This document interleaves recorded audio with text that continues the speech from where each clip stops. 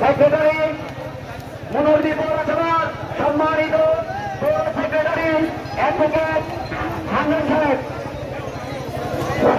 বিসমিল্লাহির রহমানির রহিম। সংগ্রামী সাথীরা, আজকে আপনারা দেখেছেন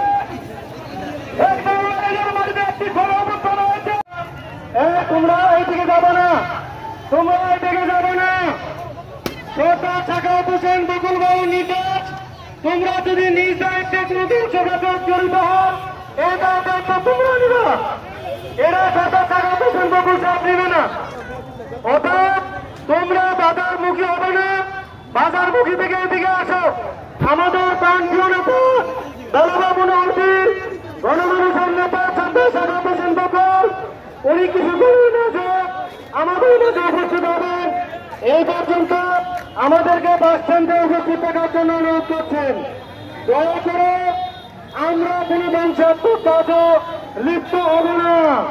আমরা আওয়ামী লীগ নই, আমরা যুবলীগ নই, আমরা ছাত্রলীগ নই, আমরা মরহুম জিয়া রহমানের দল, আমরা তারেক জিয়ার দল, আমরা বেগম খালেদা জিয়ার দলের মানুষ।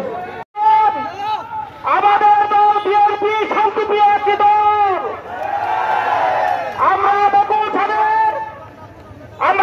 সাহেবের সাথে আছি। উনি একজন শান্তিপ্রিয় মানুষ।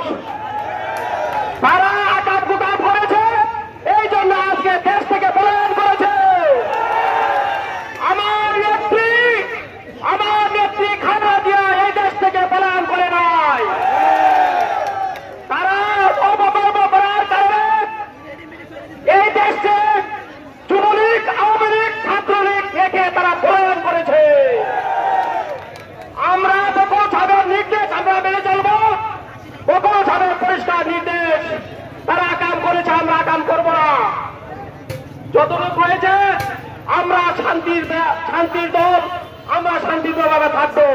বকুল সাহেব আসতেছে, দুলন ভাই আসতেছে, আমরা সকলেই নির্যাতিত। আজকে যে আপনাদেরকে আমরা আপনাদেরকে কিছু কথা বলতে পারি না, কারণ আপনারা সকলেই নির্যাতিত।